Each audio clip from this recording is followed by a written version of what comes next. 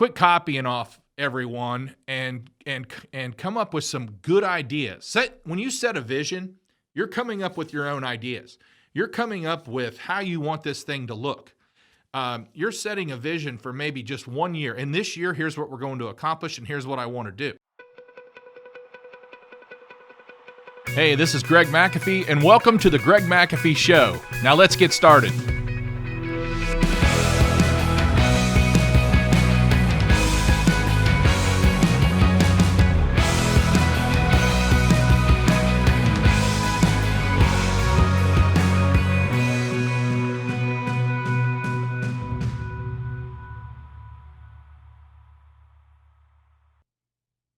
Hi, Greg McAfee here, and welcome to the Greg McAfee Show.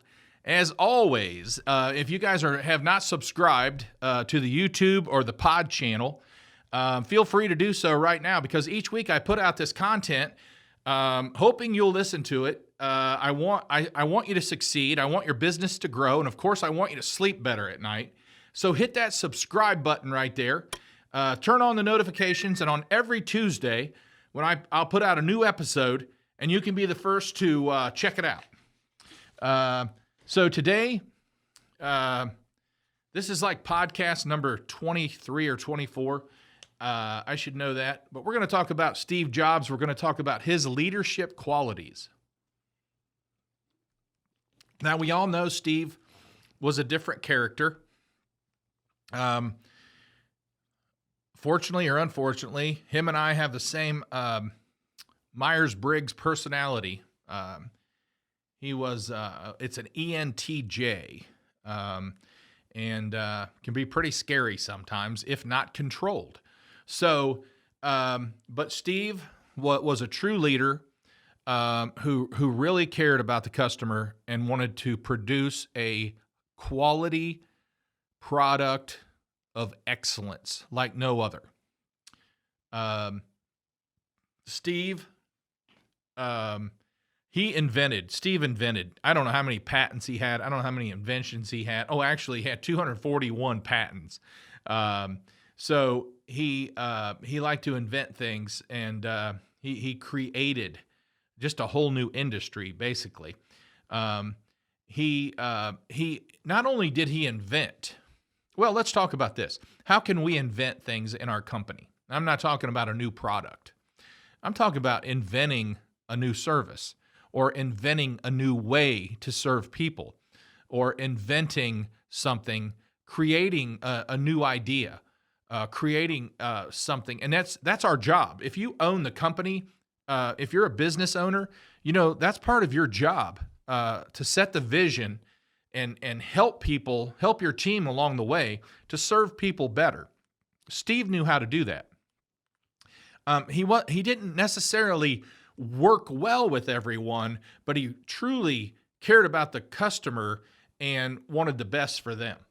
So that's what he did, and he did it well.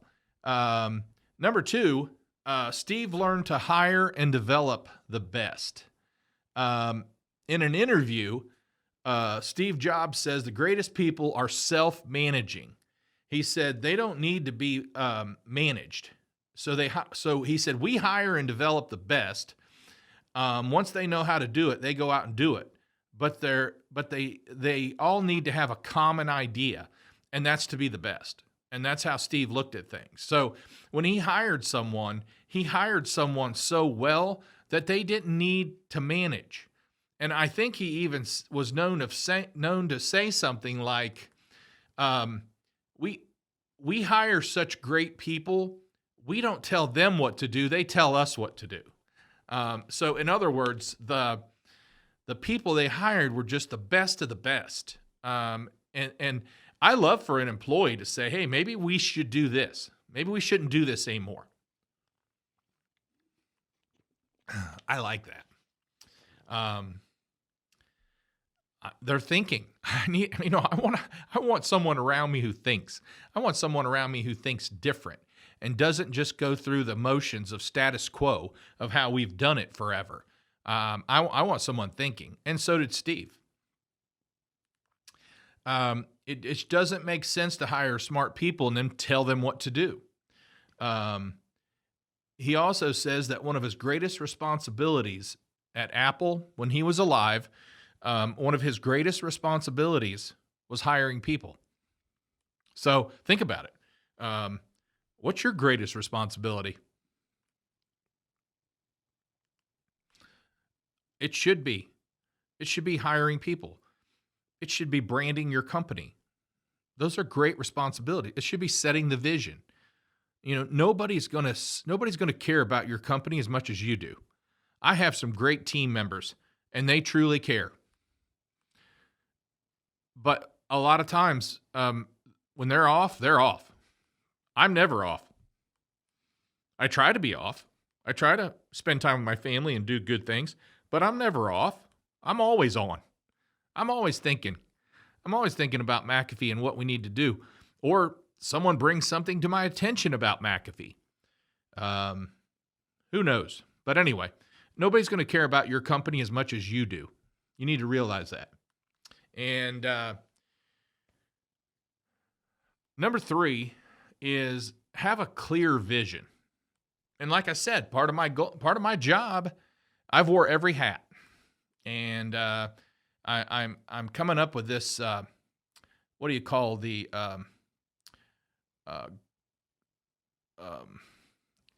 graphic cartoon videos where you see the handwriting on the whiteboard? It's a whiteboard cartoon. But I'm coming up with these about how many hats that I started off wearing. I wore every hat, but I gradually took the hats off, and I had to put on other hats that I didn't even know how to wear when I first started. But I've learned how to wear these other hats, and one of those hats is setting the vision. Sure, I had a vision when I first started, but I'll be honest with you, my best friend Kelly Ammon. He knows that I worked hard to get McAfee started. He was in the garage with me. We've been friends for about 32 years. He knew me before I started McAfee. But he also knows a couple years into business, he's an investor. He is a CPA by trade, but he helps people invest their money in stock market, IRAs, all investments. He's touching them. But he said, I made my uncle, I want to make my uncle $1 million. And at the time, my net worth was very little. And I remember saying, we were driving to Columbus to a concert, and I remember saying, can you do that for me? Now, here's a guy that started his business from scratch, and he's not even thinking he was going to be worth $1 million. That was me. Excuse me. Not proud of that, but that's who I was then. I was just trying to work. I was just trying to make this thing work at the time. For several years, I was just trying to make it work. A lot of you guys are there. I talk to you all the time. You're there. You're just trying to make it work. But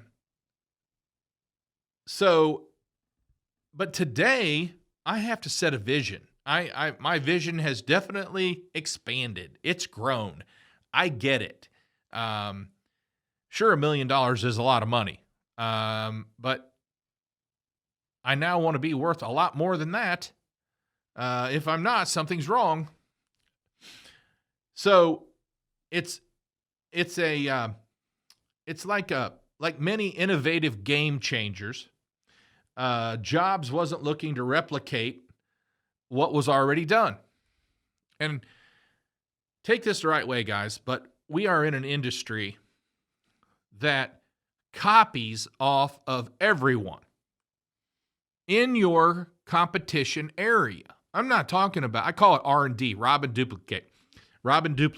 So when I go to visit Ken Goodrich's facility, business, he's a mastermind of an HVAC business.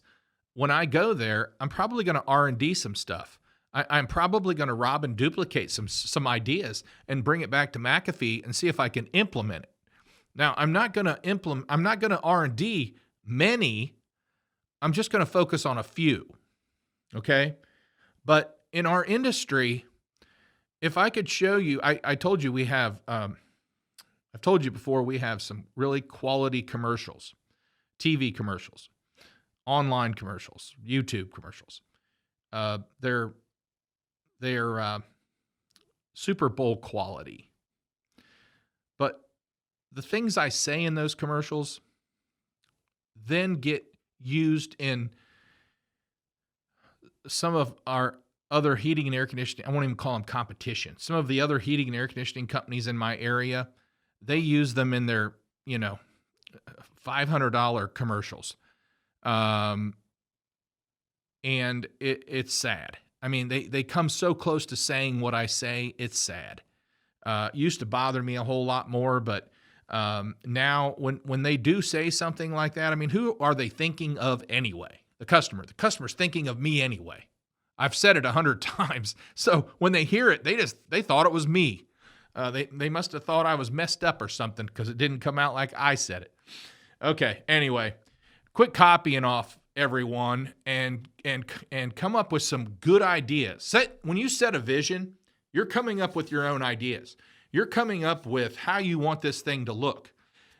You're setting a vision for maybe just 1 year. And this year, here's what we're going to accomplish, and here's what I want to do. Or it could be for 2, 3, 4, 5 years. I mean, the day of 10 year is about history. 5 is about the most people go anymore. Some people don't even go that far. I mean, they go for a year or two. But you set the vision, and you make things happen. Steve Jobs found that he found out what the customer needed before they even asked for it. Now think about that. And I thought about that. And I thought, what do we find? What do we do for the customer before they ask for it? Well, I mean, in my little world, one of them was shoe protectors. I mean, I didn't have customers calling me saying, you better wear shoe protectors in my home. I mean, we did have people say, years ago, could you take shoes off? But this was 15, 20 years ago. We started wearing shoe protectors way before anybody else. Now, it caused everyone else to wear them because now the customer's expectation was, you better wear shoe protectors in my home. But anyway, that was just one thing. We started wearing shoe protectors, and even today, some customers go, you don't have to wear those things. Well, sometimes we're wearing them for our protection, but we wear them no matter what. That's just who we are, and that's what we do. Actually, we wear shoe protectors. If we don't wear shoe protectors in your home, your service call's free. Very passionate about that. So, when Steve Jobs was asked, what's your vision for the personal computer?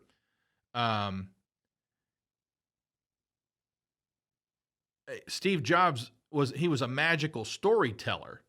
And for the next hour, he talked about how personal computers were going to change the world.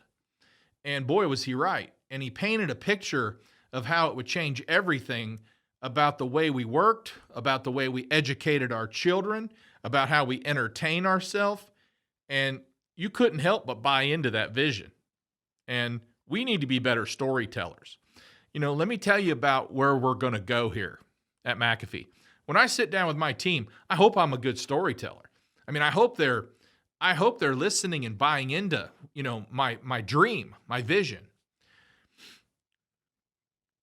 And number 4, it's called focus. Steve Jobs' only focus was making Apple great. And I just wonder, how's our focus? Is our focus only about making your company great? Or is our focus on other things it shouldn't be? So how's our focus? How does your focus take you to the next level? It took Apple to the successful brand it is today. Do you guys understand that Apple's doing over $1 billion a day in revenue, working days? I think it's around 287 to 300 billion a year. So they're doing over $1 billion a day. Imagine that. when I talked to, I hope Ken Goodrich doesn't mind me saying this, but when I talked to him a month ago or so on the phone, we were talking about leadership, and he was actually talking about him not being in the office as much as he used to. And he said, as a matter of fact, we did our first $1 million day, and he said, I wasn't even there. So, he said, I don't have to be in the office for Gettle to continue to grow and succeed. That's what he was getting at. And, so we talk about wearing many hats and then getting down to the hats you need. Ken Goodrich, when you're doing hundreds of million of revenue a year, you better not be touching too many things you shouldn't be touching, or you're not going to maintain that level of revenue. That's for sure. But Steve Jobs also said that focusing is about saying no. Focusing is about saying no. You got a minute? Sometimes you have to say no. Your time's valuable. Now, if it's your team, leadership team member, and you got a minute, yeah, I'm going to listen. But not everybody that says you got a minute gets a minute. If it's important, you can schedule a time with me, and you can come into my office and we'll talk about it. But I can't say yes to everyone. I've got to say no. I've got to say no to some people. And it's kind of like what I've talked about before. If I'm sitting in my office, which I've got a great, really tall windows, and I've got a great view, I've got some nice landscaping out there and everything. And if I'm sitting there staring out the window and someone just happens to walk by and they go, "Oh, you're not busy. You got a second?" They don't realize that's when I'm the busiest. That's what I'm thinking. We need to spend more time thinking, because you can't have a vision if you don't think.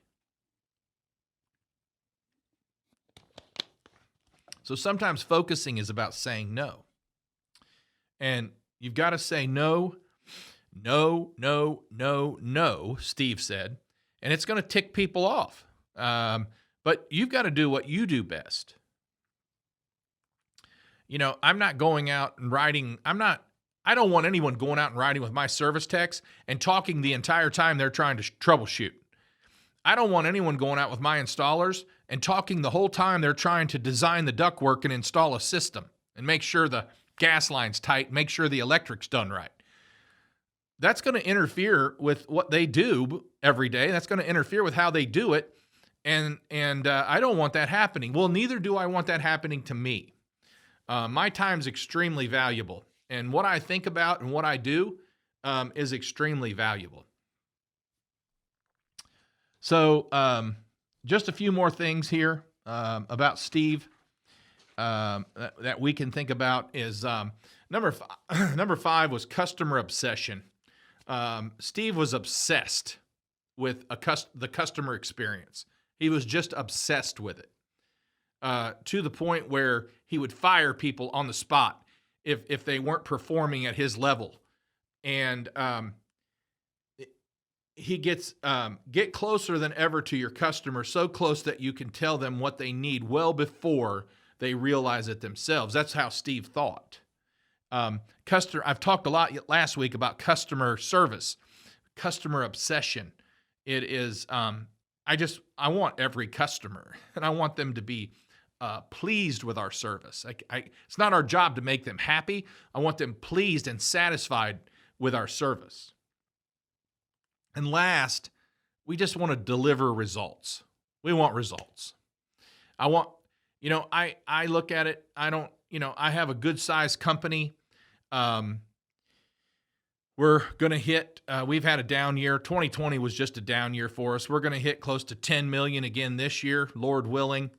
But my job is to provide jobs for people. And my job is to provide jobs so they can earn a living, which puts bread and butter, as my grandma used to say, on the table. And my grandfather worked at Firestone as well. My dad retired from there. My grandpa retired from there, and I ended up working there for a while before I went in the Marine Corps. But my grandma, the rubber in the manufacturing world of Firestone, they would manufacture that rubber, and you would just come home with a rubber smell in your clothes and your skin. But my grandma said, I love that smell. She goes, I love that smell. It puts the bread and butter on the table. And I never forgot that because it's important. So it's important what we do. It's important to deliver results.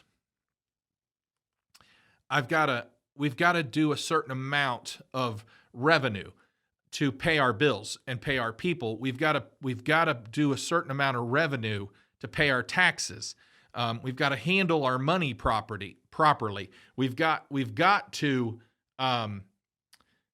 do certain things that delivers results to get results for tomorrow. If I spent every dime I made and we didn't have any in savings and we didn't do any planning, I would not be a good steward of God's property. I would not be a good steward. I would not be a good leader. I would not be a good manager. And we'd probably be out of business faster than I could count. So if you look at the results that Steve created at Apple, it's just unreal. If you ever looked at their Apple donut-shaped headquarters in California, it's been valued today around $5 billion, making it one of the most expensive buildings in the world. But Steve started that, and today they're doing over $1 billion in revenue a day. We can't fathom that, but all those things I've listed, it will get you to a higher level. It will get you to a higher revenue. It will help you sleep better at night because you'll have systems in place. You put systems in place and put people in place, and you're not touching as much of those things that you used to touch, and you're only wearing, 2 or 3 hats that you need to wear. It'll make all the difference in the world. So I hope this helps. Have a great day. Carry on.